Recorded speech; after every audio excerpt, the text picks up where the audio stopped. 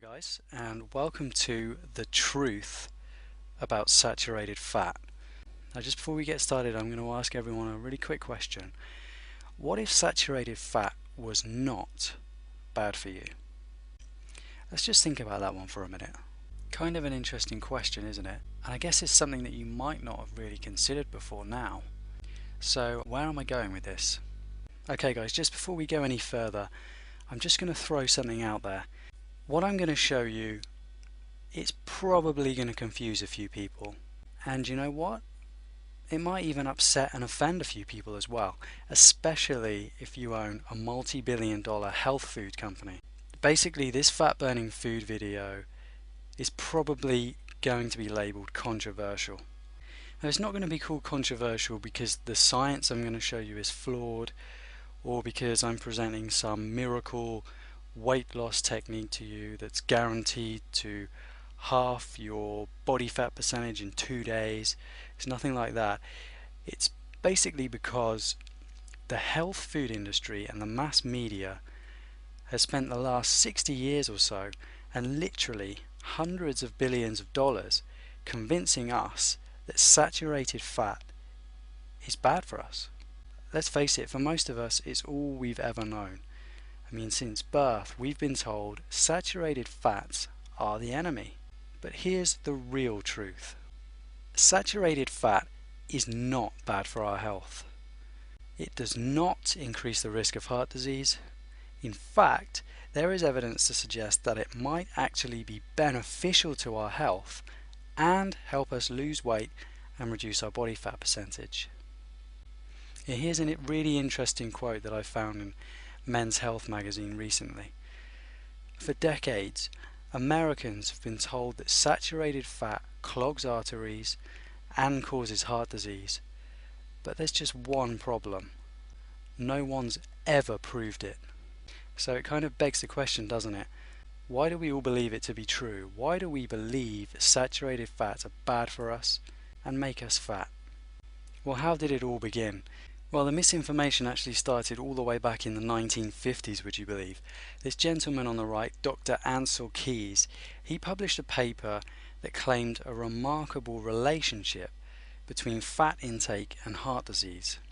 Now, Ansel claimed that from the 6 countries he studied, now this is an important point, he only studied 6 countries and there was actually data available for more than 20, he found that those with the highest rates of heart disease also ate the most fat. Now this hypothesis became known as the diet heart hypothesis. Ansel's paper and Ansel's findings really did pick up a lot of momentum, but he did have his critics at the time the paper was published.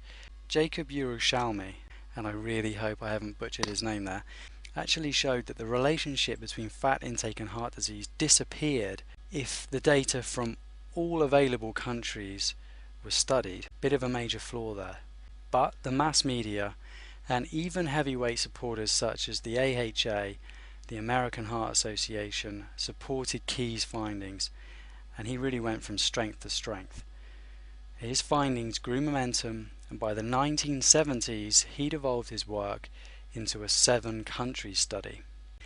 Now there Ansel is on the cover of Time magazine. He really did become quite the scientific celebrity. And in his latest 7-country study, he concluded that saturated fats from animal food were related to heart attacks. He also said that cholesterol caused heart disease, but his main conclusion was that saturated fats alone, not any other kind of fat at all, raised cholesterol and caused heart disease. And once again, there were problems with Key's findings.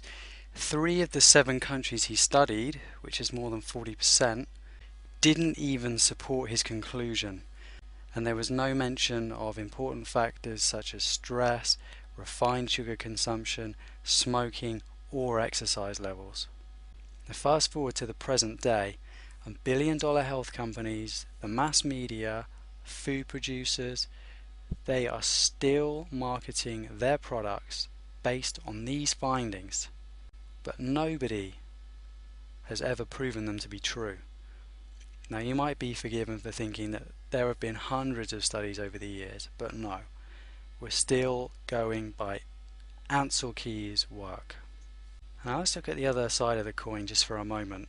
Has anybody ever proven that saturated fat can be good for you?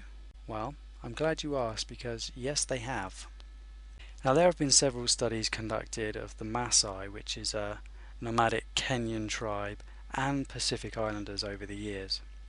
Both of those two societies are important because their diets consist of a very high percentage of saturated fat. In the Maasai case, over 60% of their diet was saturated fat.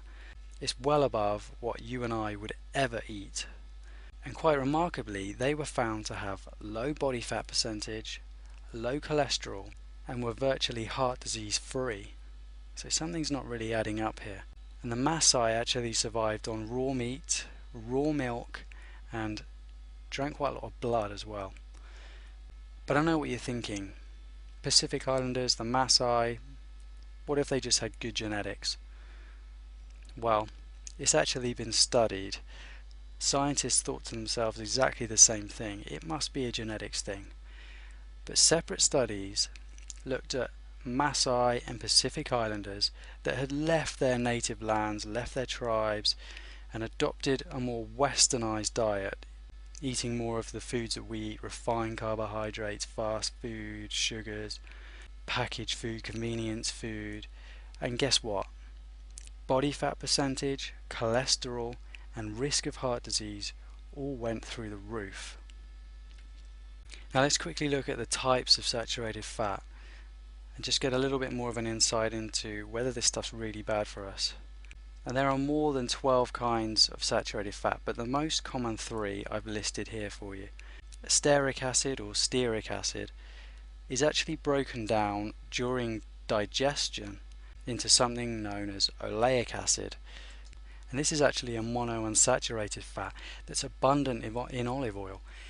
And we all know, we're all told, olive oil is a heart healthy food. Now, stearic acid is found in animal fats and cocoa. Next up is lauric acid. Did you know that lauric acid has actually been proven to significantly increase levels of the good HDL cholesterol? And it's also been shown to improve overall immune system. Now, until recently, I didn't know this. It's actually being studied for its ability to improve immune system functions in HIV and AIDS patients. Now, this can be found in high quantities in palm and coconut oil. Now, last up is palmitic acid.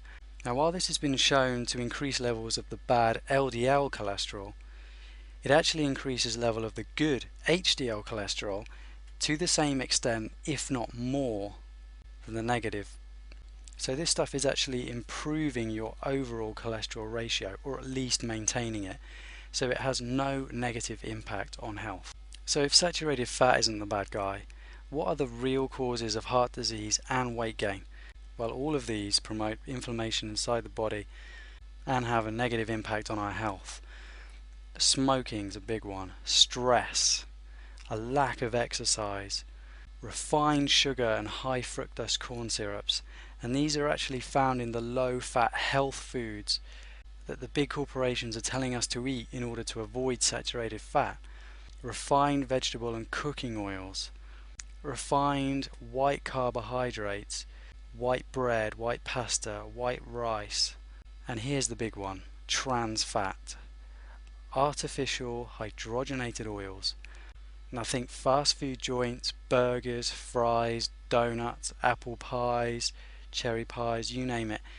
All of these foods are cooked with, or include trans fats, and these are really increasing your chances of having heart disease at some point in the future and causing you to gain weight. So what am I saying?